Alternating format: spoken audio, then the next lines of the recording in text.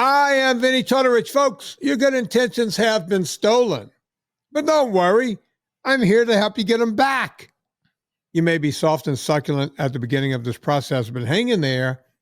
Before long, you will be lean and mean, guaranteed. Just like my buddy on the other mic. I'm talking about one Mr. Chris Shaffer. Yeah. So Chris, I was working. I took about 2 hours today. It's weird how, you know how my time works, right? It's like I'm busy.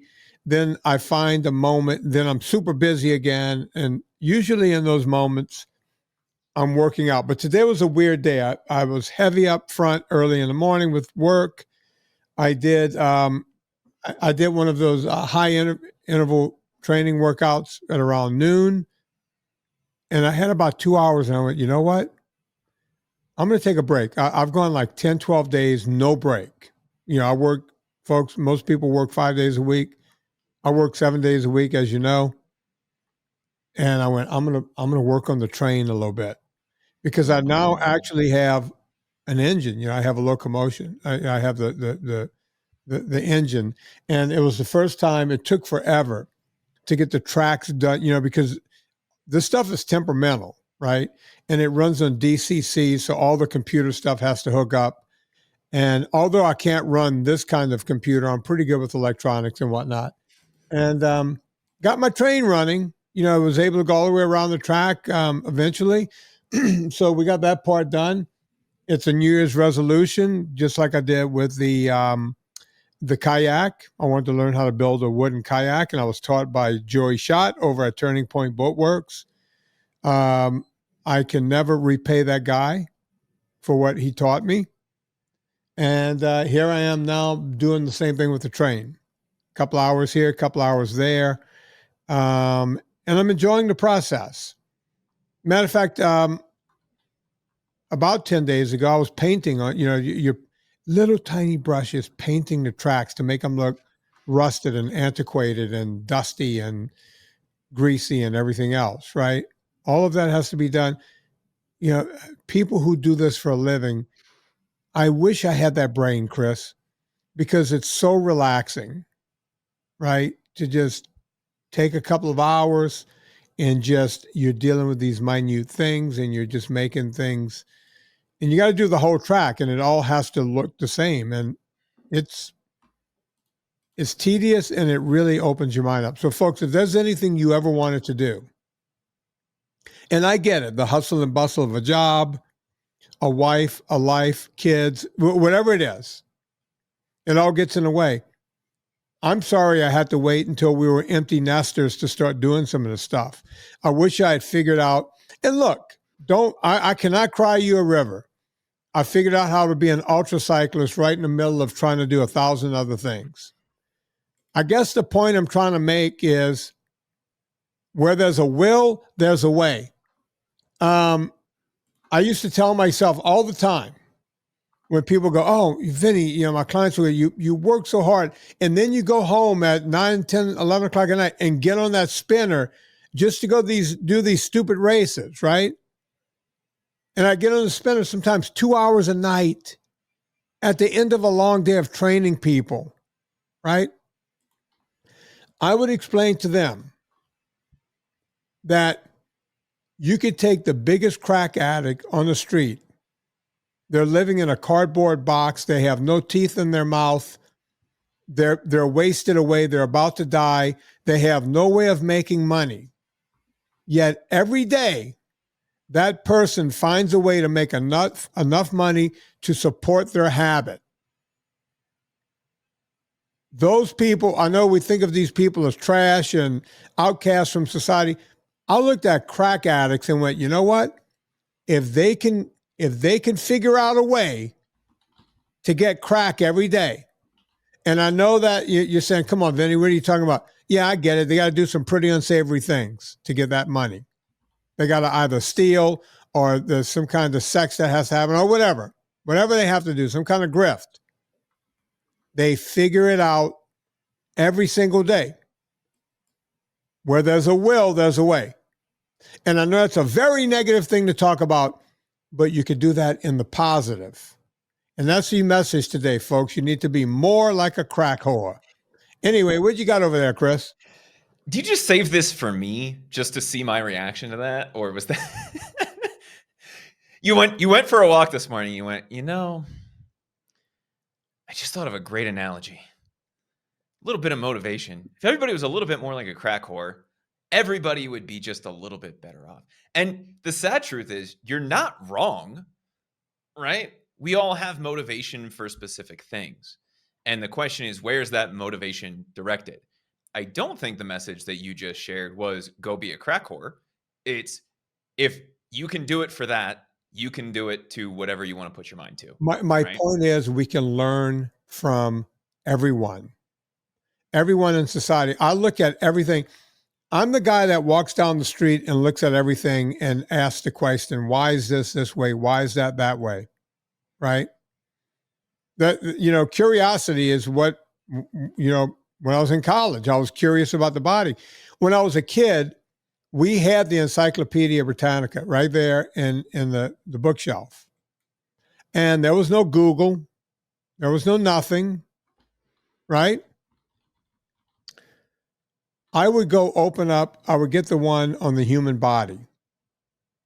And I would look, they would show, a person, standing there, and each page was like another plastic page over the top. So the first plastic page showed the nervous system going over the body. And then the next one showed the innards, all of the organs and everything. And then the next one you put on showed the bones and then the muscles and so on and so forth. And I would sit there and lay one over the other and then study everything all through the body and then peel it. You know what I'm talking about? They don't do that with books anymore.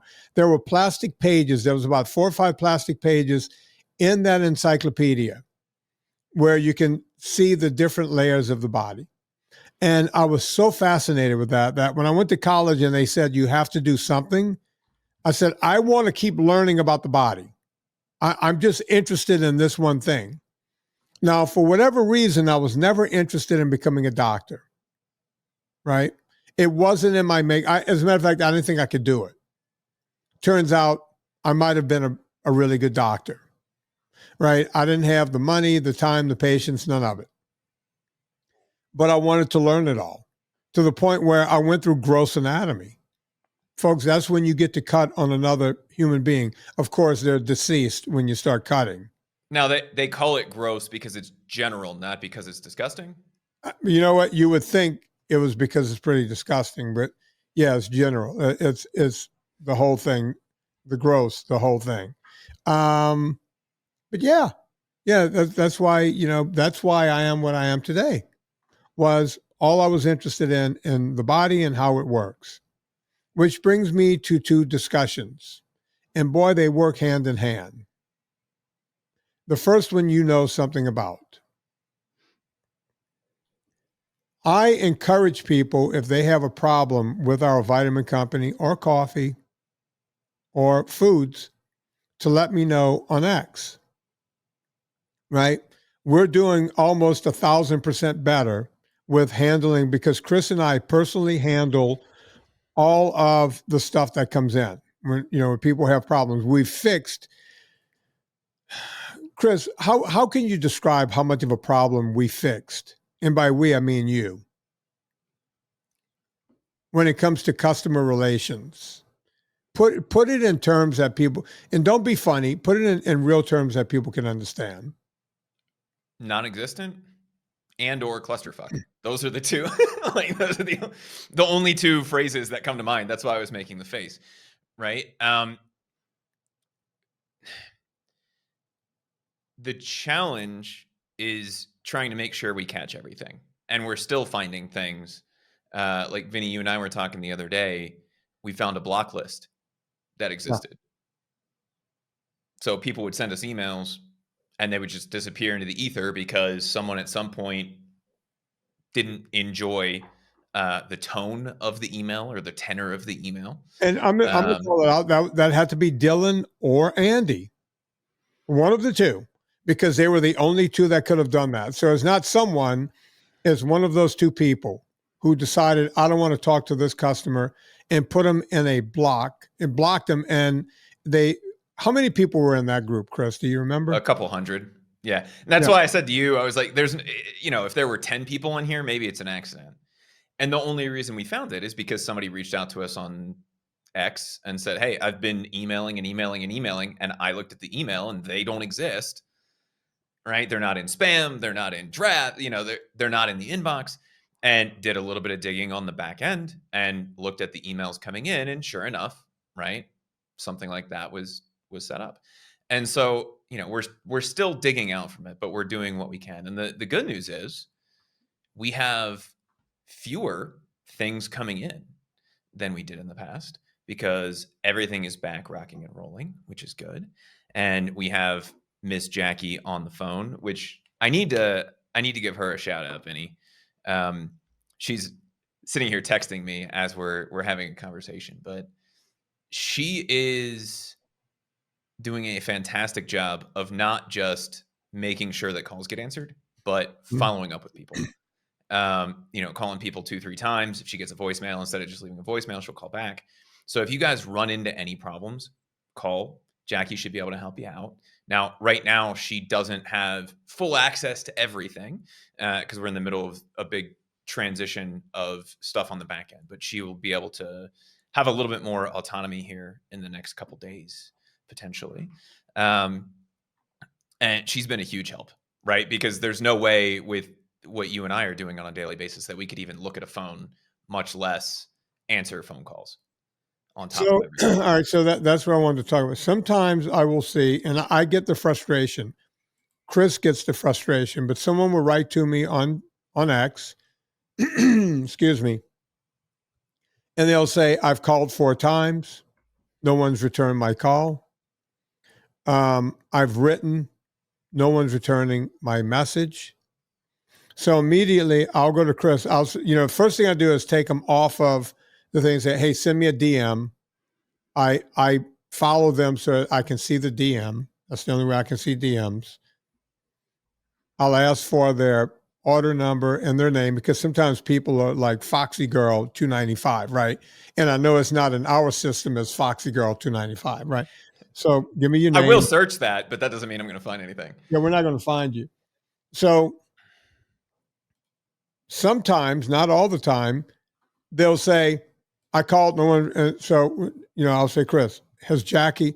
Yeah, we have the call log right here. Jackie, not only, so I don't know if they're lying to me to get better service.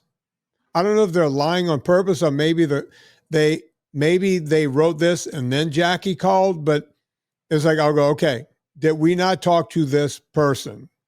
And they go, yeah. And I'll say, prove it to me. Here's the call log. Okay.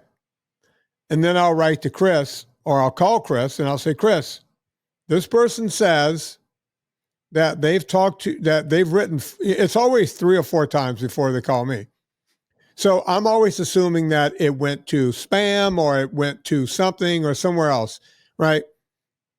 I'm always giving everyone the benefit of the doubt. I'll say, Chris, please look into Foxy Girl's thing. Here are the 2 order numbers. And Chris will say to me, yeah, they've written to me. I've written back. Here are the emails back and forth. Chris cannot make that up. Here is them writing to me. Here's me. We had one today where the person said, I'm not getting any help whatsoever. And I said, Chris, this woman says 4 emails, no help. He goes, yeah, they keep trying to deliver and she keeps refusing the delivery. Right?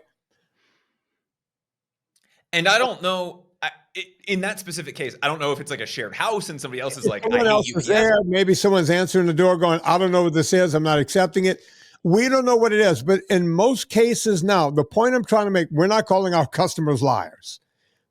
In most cases, it's not us, it's now USPS or something of the like. What are you laughing about, Chris? I'm sorry. I got our buddy John Lodge. We've been going back and forth with. He had an order that we sent let's see. On February 18th, I think it was, or February 19th, somewhere in there. Like it literally got there yesterday. USPS. Yeah. And we've been going back and forth on X. Like, this is the craziest thing. Because we're just looking at the tracking information. Right. Right. But here's the deal. If you see it floating around like that, make us aware of it. And we'll Because just if it ship you out doesn't, another one. Yeah. if it doesn't show up, we'll ship you out another one and we can file a dispute with USPS. Even if it does show up and you don't have it, right? We had somebody, USPS put a sticker on the package of UltraFat that said, "Hey, we found it opened." Not only did they take out 3 of the 4 10-packs, but they took out like 7 of the 10 of the one that they left in there, right? Like somebody at UPS just wanted a snack, apparently. Yeah. It's like, let us know these things. So if this is the quality of stuff that we're dealing with at this point, I'm happy with it. Yeah, right? we'll never prevent that. And somebody from the Vinnie Tortorich Facebook group says, "Hey man, I'm sorry that you're still having all these problems." It's like, no, what you're seeing is, if you see 1 or 2 people per day, folks, you got to realize we ship out tens of thousands of products per day. My company is not that small. And you're seeing one problem of tens of thousands of things that literally left a warehouse that day, right?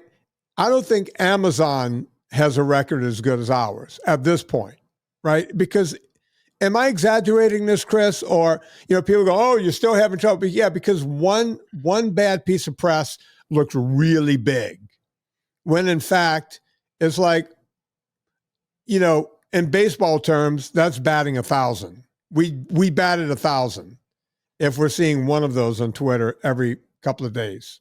Chris?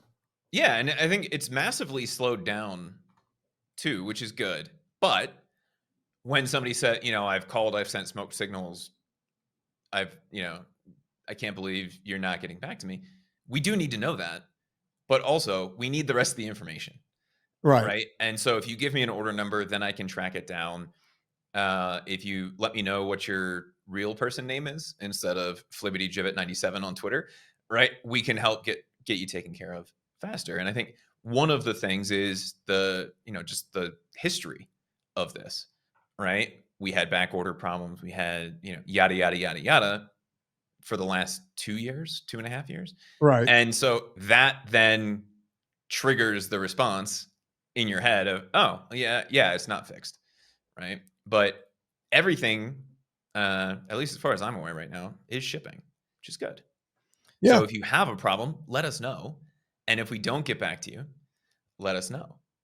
Right. If somebody doesn't answer the phone, or doesn't get back to your email, let us know, so that we can start tracking down what that actual issue is. And don't say you called 3 times if you called 3 times in 5 minutes when we were closed. Right? Like, that's fine. I get it. We're open, think, even though we ship out tens of thousands, think of us as a mom and pop. We don't have call centers open all night.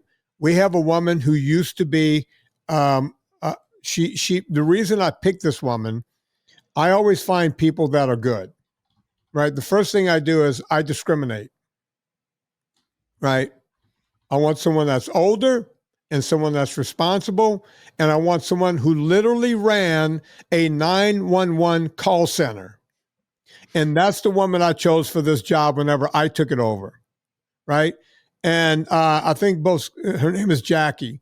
Do we say her last name on the show? Most people know her. She's an NSNG, or Jackie Jones. She calls herself Jackie Jam on social media. And the beauty about Jackie Jones is she's good, but she works 9 to 5 pretty much. And we don't have her working on the weekends, right? I mean, she doesn't work on the weekends. So business hours, regular business hours, East Coast is what Jackie works. West Coast. West Coast. I'm on the East Coast. I forget sometimes. I forget where I am, Chris. That's not good. I know. It's a So, sign of dementia. yeah, that's kind of how this works. And, I didn't mean to turn this into a whole thing, but sometimes when you're working on this stuff every day, all day, you just want to get it out and talk about it. Now, the second place where I see discrepancies and problems, right? And I don't mean to call this person out. He knows who he is, and I'm not going to say his name. He'll hear this and he'll go, "Oh, Vinnie was talking about me on the podcast." So I was talking to this guy the other day. I'm not going to even say his first name. I don't want to embarrass him, but he was like, "Hey, man, I started doing NSNG a few years ago. It worked like a charm. And then, I went off the reservation, around COVID time, this kind of thing." I hear that a lot. The COVID really fucked people up, man. A lot of people told me they started drinking and ended up in AA based on COVID, which, man, I really feel for those people, right? But this guy, he didn't start drinking. He was like, yeah, and then after that, I started doing it again and started working it again and on and on and on. And he goes, but now I'm trying it again. I've lost some weight, but then my weight stopped. And he goes, Vin, I'm doing everything. I've watched all. Now, hear this, Chris. I've watched all 4 of your documentaries several times. I've read your book. I go through the PDF. I listen to the podcast as often as I can. Okay. But then he tells me, even though he's doing a strict NSNG, he did admit that up until about 4 months ago, and that's why he was calling me, he was doing dirty keto until he watched my movie Dirty Keto, and he cleaned up from dirty keto to be real keto again, real NSNG. Yet no weight had fallen off. So he also shared with me that, and folks, this is the part you want to listen to really, really well. He goes, my A1Cs are still, between 150 and 200. The last couple of checks, I was like, all right. It doesn't sound like, look, if you do strict keto for 2 weeks, you could take a A1C down, not an A1C, but his triglycerides were high too. In 2 weeks, you could get your triglycerides below 100, especially if you're not morbidly obese, and he wasn't. He was obese, but not morbidly obese. He was just above the line. You could get that down below 100. And he was like, yeah, I'm still up around 200. So I'm hearing these clues. He's not doing NSNG. He's not doing keto as well as he thinks he is. His A1Cs were still over 6. I'm hearing all this stuff, right? And before it was at 6.5. So he's not coming down fast enough. I said, okay. I said, take me through your diet. Take me through a day. And I want you to start with I wake up and, as I tell everyone. You've heard me do this on the VIP group. He goes, I wake up and I have a protein. I said, okay, you're already screwing up. I said, I told you to tell me what you're eating, not what class it's in. He goes, oh, okay. I wake up and I have a protein shake. It's all right. Describe the protein shake to me.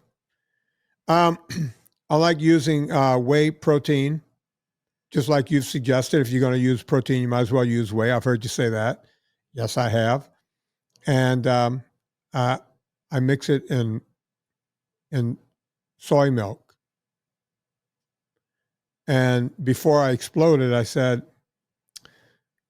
what else do you put in there? He goes, well, I like to put some, I said, do you use plain whey? He goes, no, I like to use the chocolate. So I have chocolate and soy milk. And sometimes he goes, I know you're going to believe this, but I like to put a little fruit in there. Okay. He's starting off with a lot of sugar in the morning. And by the way, it went downhill from there. So it makes me wonder, kind of like with the phone callers, when people say, I've called you 4 times and I've done this and that and the other thing, I'm wondering what people are hearing. And am I not saying things correctly? As a matter of fact, I said to him, I said, you listen to me all the time? He goes, yeah. He goes, you got my PDF? Oh, yeah. All your movies? Yeah. Interesting. Why do you have the protein shake in the morning? He goes, it's quick and it's convenient. I said, more convenient than cracking a couple of eggs in a pan? He goes, yeah. I said, well, do you clean the blender before you leave? Well, yeah. Okay. So putting the stuff in the blender and cleaning the blender, I guarantee you, if you put a clock on it, it's around the same amount of time as dropping a couple of eggs in a pan. I said, now, if that's still a step too far, you can actually, as I tell everyone, boil eggs the night before. And as a matter of fact, you can boil enough eggs to make it a good 3 days. So if you're going to have 3 eggs a morning, boil 9. So you're good for the next 3 mornings. That takes 10 minutes out of your life at night to boil those eggs. You can also peel them the night before. And if you're really pressed for time, sprinkle a little salt on them, put them in a bowl in your fridge. You might want to put a little plastic cover over them, and you got fresh boiled eggs in the morning. And by the way, if you want them hot again, get up, put them in some warm water that you get right from the tap, let them sit for 5 minutes, and it's going to bring them down to at least room temperature, if not a little warmer than that. The guy thought he was like, why didn't I think of that? I was like, I've been telling people this on the podcast. I've been telling this to people in VIP. I tell it to people all the time. Where it makes you want, you see, we don't have the attention span anymore, I guess is what it is. And I'm not mad at this guy. This is a very smart guy, right? But the attention span, and people are getting so much gobbledygook from everyone that they're not hearing the right message all the time. Am I making any sense here? You are. And there, Vinny, there's a Silicon Valley phrase, you don't know what you don't know, right? And if it's not something you've actively thought about, then it's not something that would necessarily occur to you, right? You're saying, hey, I need something quick in the morning. What can I do? Whey protein is an option. So let me do that. Okay, how can I make that work? How you get from there to soy milk, that is beyond me. And you have me over here looking at the original Silk soy milk, because I was just curious how many grams of carbs are in a cup. Do you know how many grams of carbs are in a cup of Silk soy milk? All right. How big is a cup? I want to take a real stab at this. 240 milliliters. Don't give me, what are you living? A cup. Like it's actually a cup. It's a cup. So it's 8 ounces. Is that what you're saying? I don't know. They say 1 cup is the serving size. Okay. So a cup is 8 ounces. So we're doing total carbs, not sugars and anything. Yep, just carbs. We're not into net carbs here. 8 ounces. I'm going to go with a much higher number than I think it is so that I can sound very smart. I'm going to say 18 grams of carbohydrate. So it's 9 in their original. Okay. Now they have flavored ones, right, that have more. Right. 6 of those are from sugar. Right? So a sugar spike right out of the box. Then you throw fruit on top of that. Not that I don't have an issue with fruit, right? Like, especially if we're doing berries or. Yeah, but when you whiz up fruit, now you have more of a spike that's going to happen.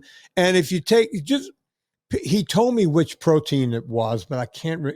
It was a grocery store bought whey protein, so it wasn't like a high end pure whey, where the cheese did not even miss the rennet yet, fresh.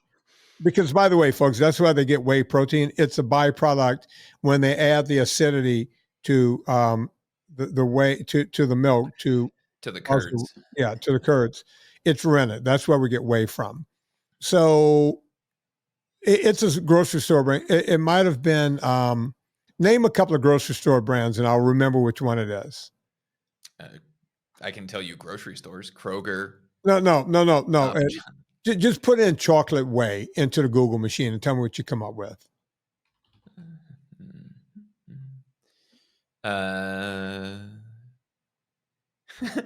Ironically, almost all of the photos that show up right away are Optimum Nutrition Gold Standard Whey. But that wasn't the one. No, that's not going to be a grocery store brand either. Let me go over to the Google Photos Chocolate section. whey. Max Whey, Nutrient Survival, Lean It, Premier Protein. That's one that we see everywhere. Oh, go on. I just found one called Diet Whey. It's a lean protein powder. I'm not sure how that. I think I figured out which one he had. It's called Gold Standard Whey. Yeah, that's Optimum Nutrition. Okay. All right. So, wait. Oh no. Here we go. I found it. You see, it's hard when you because you hear the same ones over and over. It's Premier Protein is the one he was using. And also he was doing, they make these cans of chocolate protein that you can take. He was having those during the day too, made by a different company. But look up Premier Protein, 100% whey protein powder in the chocolate. Not the shake, just the powder, right? Because they also make shakes. Yeah, the shake is what I think he was talking about later in the day, the cans. But yeah, no, this is the powder that you need to mix into. And by the way, I'm looking at it right here. I think it says on the front 1 gram Sugar. of carbs. Yeah. So read the back for me, Chris. Tell me what's Whey on protein isolate, whey protein concentrate, cocoa, 2% corn fiber, sunflower lecithin, natural and artificial flavors, potassium, sucralose, xanthan gum, salt. Contains milk. So it's an abomination of a product. I got a little inflammation by you reading that. I'm gonna just be honest, right? That's a shit show of a product. As I said, not a big fan of whey. I've used whey on occasion, right? But you want plain old whey. And people always say, oh, what type of whey? Either get standard. I'm giving you guys good advice here. Either standard or whey isolate. Do not go past that because it cooks down too much and you start losing all of the amino acids. And the other kind of whey protein is actually called something that's called casein. That's a slower moving whey. It sits in your stomach longer and it's better because you don't get the big hit of protein all at once. Now, if you want to get optimal protein, you want to eat eggs, red meat, chicken, and fish. Those are the optimal ways to get all of the amino acids and everything you want. But I get it. Sometimes people like to use these powders, and you'll say, what do you mix it in? Water. And by the way, since whey is freeze-dried rennet, you don't even need a whizzer. You don't need a blender. Yeah. Just put it in water and it just mixes right in. It turns right back into milk. Right. So if you want that extra, leucine and all that, branched chain amino acids. Matter of fact, when parents ask me about BCAAs because they have a high school student and all the friends are taking all of the BCAAs and they're taking all the stuff, they'll ask me what's worth it for my kid. And I'll say, on top of red meat for your football player and chicken and fish and eggs, if they want to feel like the other kids, the most important, if they want to take the BCAAs, don't buy them separately because that's expensive. Give them whey protein. They're going to get the balance of whey proteins, of essential amino acids and branched chain amino acids all in one. And you as a parent can save a ton of money, right? And that's it. Right? So, Vinny, that raises a question, and it's one of the things I had jotted down today.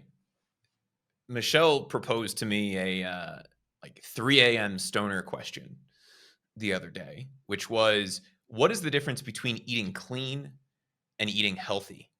And is it the same thing or is it something different?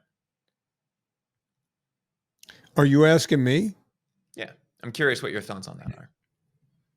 It's the difference between what is distance running and what's jogging. Do you know what the difference is? The distance? I don't know. No.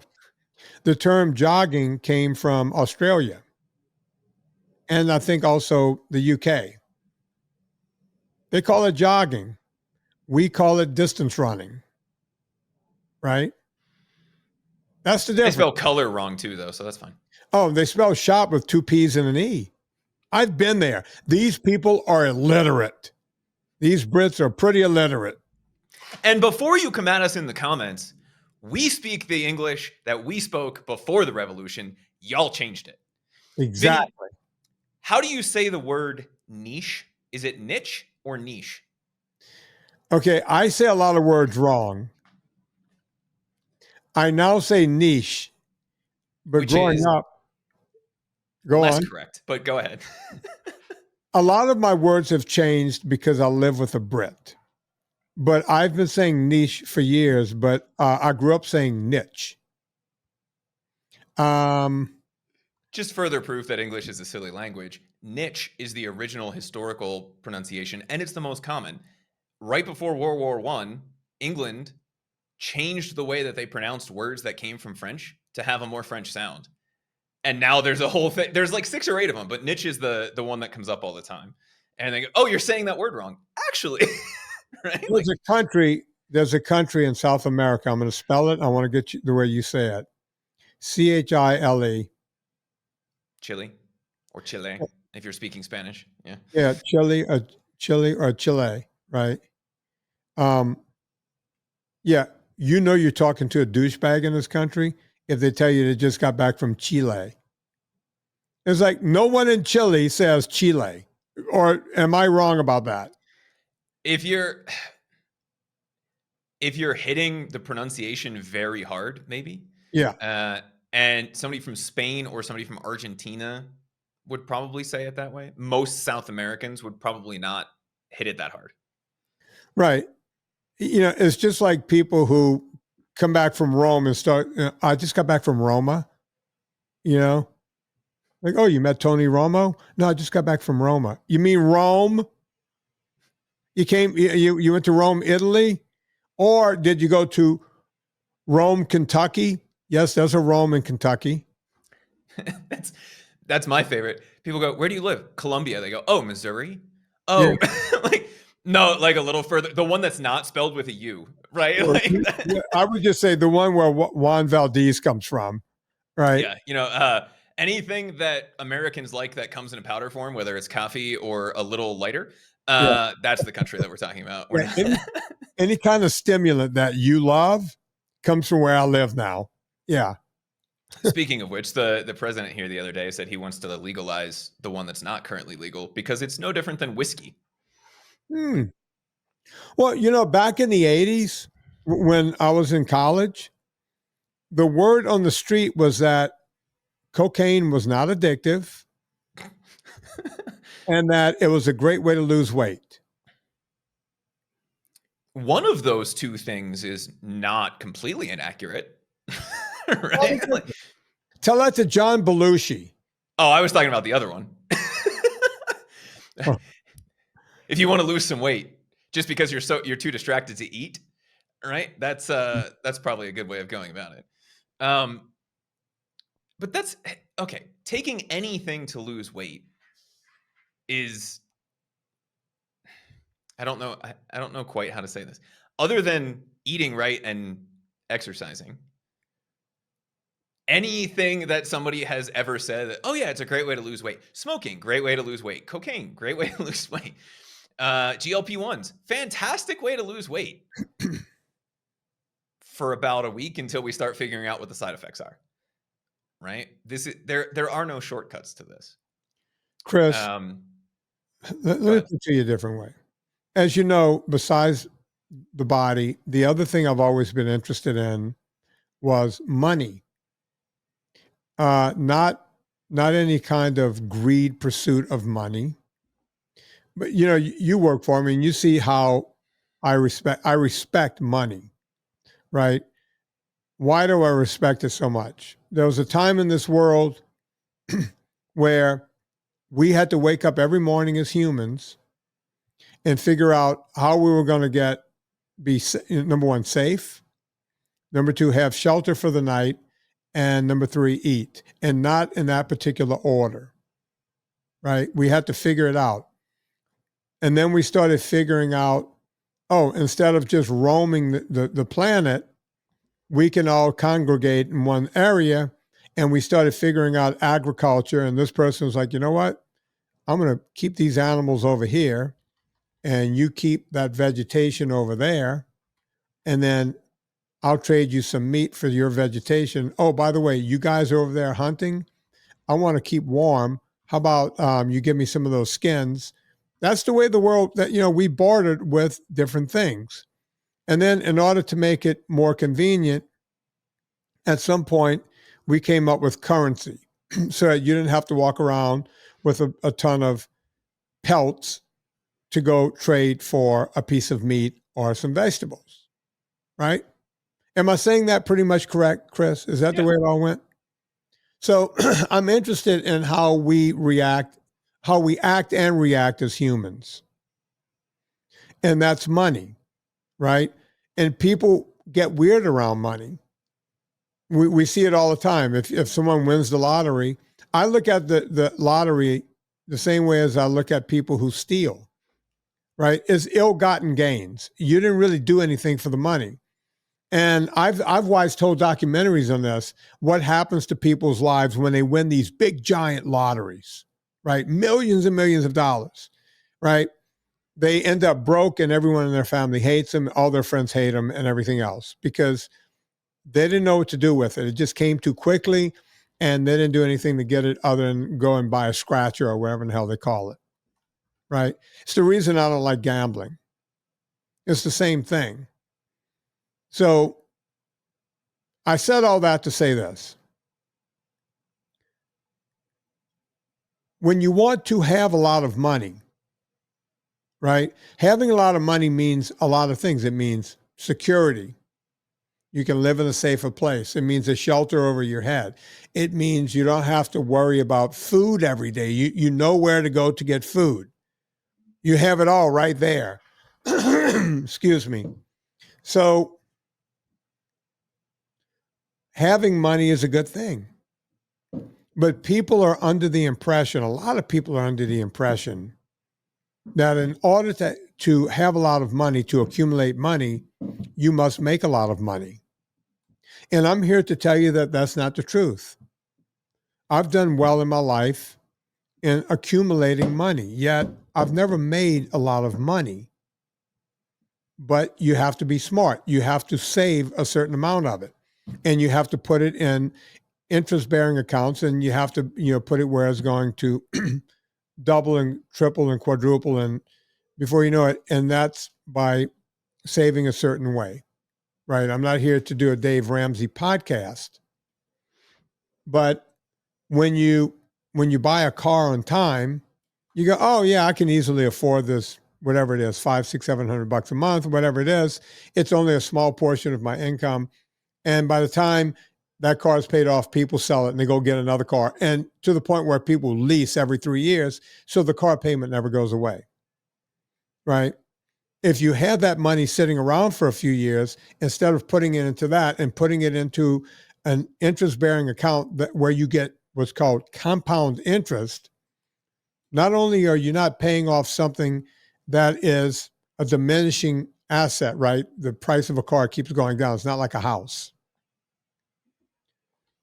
Not only you're not paying for a diminishing asset, you now have your money working for you. So you don't have to make as much money to have some money, right? The human body works exactly the same way. People are always going, what drug can I take to help me burn calories? I hear if I take DHEA, that's going to help me do this. I hear if I take, hormones is going to help me do that. If I take a GLP-1, it's going to do. Yeah, it all does something at a cost. Whenever you're taking a chemical, something happens at a cost, right? the best way to lose weight is to not gain the weight to begin with. And you go, Jesus Christ, Vin, you're telling me that? And I weigh 400 pounds right now. Yes, but let's stop the insanity. Let's stop it right there and get it. Let's get that compound interest of your body moving in the correct. I know this is a long way to go to get there, but let's get that compounded interest moving in the opposite direction. Let's stop causing more of a problem. Let's start fixing the problem, and let's get that scale needle moving to the left. Chris, you look like you wanted to say something that entire time. So a couple things. One, you mentioned car payments. I'm curious if you know what the average U.S. car payment is on a new car. Okay. The last time I had a car payment, I thought it was a lot of money. This will let you know how long I've gone without car payment. The last time I had one, I thought it was a shit boatload of money, and it was $400. I know that that's not the number today. And by the way, I had a 0.9% interest rate because when you have good credit, they give people with good credit. It was for 36 months. And it was, so it was 36 months. I had paid for half of the truck up front. And I ended up paying it off, even though it was not even 1% interest. It was through Chrysler Credit. It was for my 2000, Ram diesel, 2500. I paid half up front, put the rest 3 years. I paid it off in 2. It was around $398 a month. So I know it's not that. I do know from my brothers that they are now giving 72 and 84 months. So these are mortgages on cars. So I asked my brothers, like, how can people afford? I see people rolling around in Suburbans that I know they can't afford. Right? I know I have friends. It's like, you have cars that I would never buy. I know you can't afford it. I don't feel like I can afford it. Of course, I make the one payment, right? I'm on the one payment plan. But 72 months and 84 months, I paid $400 for 36 months. I'm going to say the average in America, based on the 84-month thing, I'm going to go high. I'm going to go really high. 550. Higher? Okay, so you're making a face. I'm going to go, all right. 650. So here, let me throw this out to you. Okay. The average auto loan as of December 17th, 2024 is 68.2 months for a new car. And explain this one to me. 67.2 months for a used car. So essentially, whether you're buying new or used, you're still paying it off over the same amount of time. Okay. I know one of my brothers, both of them are in car sales. They're telling me if you buy a car with 100,000+ miles, like a Camry or something, you're still looking at a $20,000 car. So I can't even wrap my head around. Let's just focus on a new vehicle.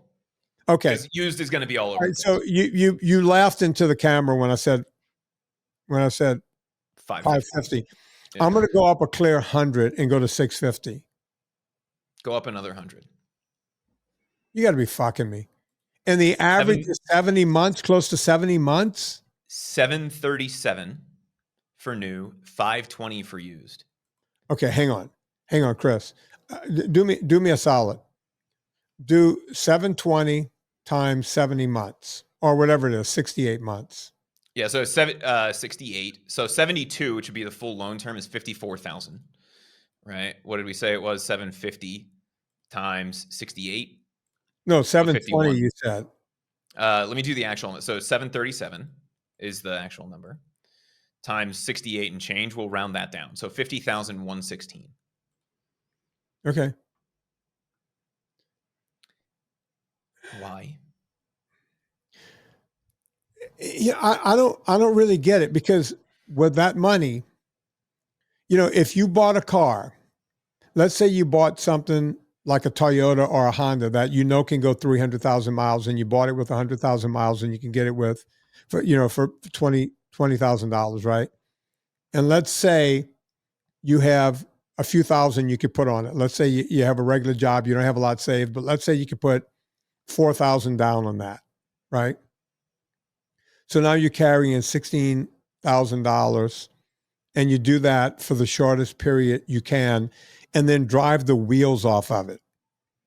Over the next several years, if you can somehow put 720, all right, so do this. I don't know if you can amortize this, Chris. Try. Take 720, and let's say you kept that clunker. I'm calling it a clunker, but these are nice cars. Toyotas and Hondas are nice cars. Let's say you kept that car and you were putting 720 into spider indexes over the next 3 years, over the next 36 months.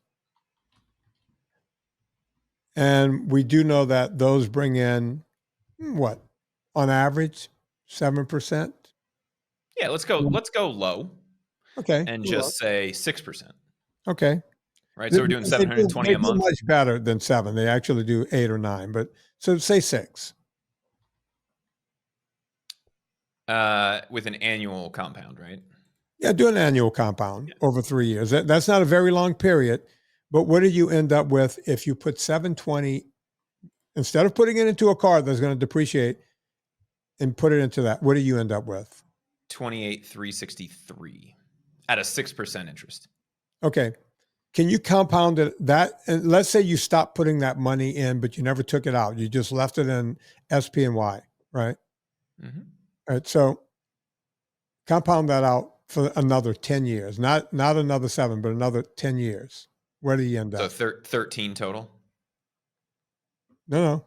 Yeah. 13 because total. It was 3. Yeah. Almost $165,000. Okay. And you didn't put in any more money, by the way. Now, just imagine if you just kept putting in money. Well, that's with the 720 every month coming in, but still. Oh, okay. But still. And then it just keeps building on itself.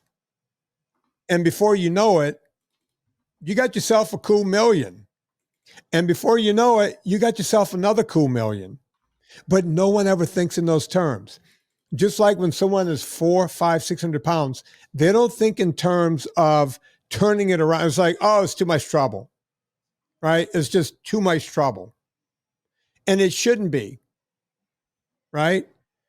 If you want to live a long time, if that's the actual goal is to live, it's what you have to do. I know what I talk about is not sexy. Go on, Chris. We see the same behavior with the things that go in our mouth, right? We don't think about the long-term compound effect of what happens when we eat that pizza. One pizza, not a problem. A pizza a week, that starts to become an issue. One pizza just for you, that starts to become a real issue. When you turn into 23-year-old Chris who could eat 2 large cheese pizzas in a single setting because they were $12.99 at the local pizza place, and it was a hell of a deal for lunch, that becomes an issue. It's the same thing as spending the money you don't have on the car you shouldn't be driving because you can't afford it. Right? Yeah. We don't see the long-term consequences of that. We say, okay, I can afford the $720 or $737, right? Cool. But what we miss out on is the opportunity cost there, right? If you're not spending that, you're spending half of that because you get the Ford instead of the Lincoln, even though it's built on the same chassis as the Ford, right? You get the fancier car, you're spending that money, it goes out the window. You're eating the food, it has long-term consequences. But because we don't see the direct relationship, we don't see the money growing or not growing if we're not making that investment. We don't see the waistline growing or not growing because it's not something that happens from one day to another. We lose track of what's happening. And it's very easy to get caught in that trap. And if we're focused on just the short-term thing of, I need a car, my engine just blew up, I might as well get something that will last me the next 10 years. Or I need to eat, I don't have anything in the fridge, let me just DoorDash a pizza. You end up in the same situation, right? You're losing out on the long-term impact. Right. And by the way, and sometimes you have to have the discipline. I'll give you an example.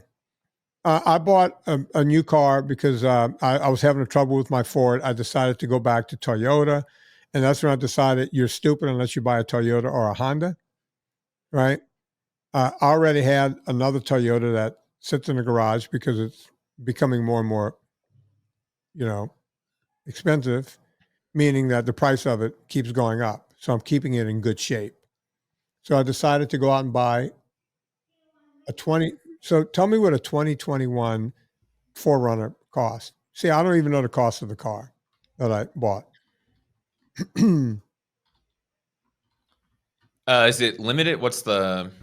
It was called they had so many. It was called the Venture series. And by the way, it was during when you couldn't get cars, so I had to take what I can get. I really wanted the normal SR5 with 4-wheel drive and nothing else. That was not available. And they told me I was dreaming if I thought I was going to get one. Mine came, KBB says 48. Here we go. Edmonds, 24 to 46 currently. How many miles? No, I'm talking about when it was brand new. When it was brand new, between 40 and 50, I think. Okay, I think out the door, I stroked a check for just north of 50 with tax. Starting at 46. Yeah, I was just north of 50. Okay. The other cars I looked at momentarily was also the Land Cruiser, brand new. What did that cost? I think it was the last year they did it, or maybe it was 2020. That was close to like almost double. 85. Yeah, it was a lot more money. All right. For the version you have to Flintstone, right? Right. And then there was the other. I looked at the Lexus because it was built on the Prado body. I actually use these things as off-road vehicles. I looked at the Lexus 470 or 490. I don't know what it was called. What does that cost? It's not the Prado. No, it's called the Prado. It's the 570. I think it's built on a Prado frame that they. Two rows of seats or 3 rows of seats? 2 rows. I don't have a family anymore. 88. Okay. 3. So 2 of the cars I looked at were 88.3 and 85 respectively. And this was exactly the same thing, built on the same kind of chassis for 50. I can afford all 3, right? It didn't make a hill of beans to me which one. But I had to ask myself, am I trying to impress my neighbors who will only be impressed for 5 minutes that first time I bring it home? As a matter of fact, they won't even be impressed. I will think that they're impressed. They're looking at me going, look at him with the $85,000 car. Look at him. They're not impressed. I want to believe they're impressed, right? They now hate me a little bit. In their heart, just a little bit, there's a little, I don't like that guy with this expensive car, even though my neighbors have those fucking cars. That's where I saw them. That's why I was like, you should look at that. That one looks good. When I saw the price tags on them, I went, okay, can afford it. I'd rather see that money make money. That $35,000, I want that to make money, right? I've never been happier. My 4Runner is way more car than I ever need, right? And when it hits 250,000 miles, I'll sell it and go get another one, right? That's it. That's it. That's all, think about that when you think about your health. What are you doing? Why are you doing it? You got to ask yourself the right questions. I'm not living for my neighbors. I need to make me happy. It comes down to that old joke, and I'll end the podcast on this. Guy goes to the whorehouse, Chris, and he's got microphallus. He's got the smallest penis in the world. It's tiny. And he's naked and he's sitting on the edge of the bed, and one of the prostitutes passed by his room and peeked in, and she looks down and she sees the micro penis and she goes, who in the hell you think you're going to please with that thing? And without hesitation, the guy said, me. Right? We only have to please ourselves. We don't have to do anything for anyone else. It's nice when we can do things for other people, but we don't have to. And that's what I'm telling you here today. Through all of this gobbledygook of money and relating it back to health and everything else we talked about, and my good friend, I'm not going to mention his name because I don't want to embarrass him, who was eating a chocolate shake with soy milk, even though I've told people soy milk, you might as well be drinking gasoline. It's probably healthier. It all matters. Okay? You know what else matters? It matters that you go to purevitaminclub.com, purecoffeeclub.com, and NSNG Foods, home of the ultra fat. Even if the post office, look, they love it so much at the post office, they will bust into your package and steal some. That's how good this product is, the ultra fat. Right, Chris? Oh, this is coming from NSNG Foods. You know what I haven't ordered for a while? Some ultra fat. You know, I'm gonna have a long day of slinging packages today. I think I'll just grab one. You know that's what happened. It happened. They've got the sticker for it, right? That reminds me very quickly of my favorite TSA story, Vinny. Go on. Are you familiar with Tasty Cakes? You know Little Debbie. Yeah, right? no, yeah. Okay, yeah, like Little Debbie. Yeah, okay. Tasty Cakes is the like Philadelphia version of that. Okay. Right? Forever they didn't have all kinds of preservatives and whatever, so they only sold them in like the East Coast. And when I moved out west, I was like, I'll take a box back with me. I'll take a box of the cream filled cupcakes and a box of the peanut butter cups. And I got stopped by a rather large TSA agent who said, "You can't bring that on the plane." Why not? He said, "It's got a cream filling." I said, "First of all, it's like vegetable oil, right? Like it's not actual cream. Second of all, it's a snack. So yes, I can." And he gave me a bunch of crap for it. And it turns out he just wanted to eat the Tasty Cakes. So what happens if you confiscate these? He said, "Oh, well, I'll just put them in the back there." So, so you just want to eat my Tasty Cakes? Yeah, went, pretty much. Like, I'm going to go with my Tasty Cakes. Thank you. Have a nice day. That's crazy. But look, people, it was probably, that guy, I see him on Twitter, Ken Lanaski. He's one of our he drives, I think he drives a UPS truck. Are we sure that didn't happen on UPS? Because it was the postal service, because the post office is right next to the guy's house. And it was just sitting there for like 4 or 5 days. And then it showed up, oh, hey, this may have been opened. And he got like 2 pouches, not a 10-pack, not 2 10-packs, 2 pouches. 2 pouches. Unbelievable. All right. So it's not our old friend, Ken. Sorry, Ken. I didn't mean to accuse you of stealing stuff, but I wouldn't put it past him. Folks, go check out everything we're doing. Rate and review this podcast. Go to VinnieTortorich.com. You can put your name into the VinnieTortorich.com/VIP. It is not open right now. People are going, "Oh, come on, open it again. You're going to be putting the workout. I want to get the free workout." You never know when I'm going to open it, right? I like to keep it exclusive. So I tell people when I open it, get in. Put your name. Chris, how many names do we have on the list right now? Do you know? Right around 1,000, I think. Okay. 1,000? No, that's the waiting list, right? Mm-hmm. Yeah. Folks, go put your name on the waiting list. Everyone wants to get in, but we try to keep it exclusive. So VinnieTortorich.com/VIP. Do that. Before you go to Amazon, go to VinnieTortorich.com. All roads lead to VinnieTortorich.com. And that's how we keep this thing rolling. Try not to do very many ads and all that kind of good stuff. So on behalf of Chris Shaffer, my name is Vinnie Tortorich. Put life into living and do it with enthusiasm.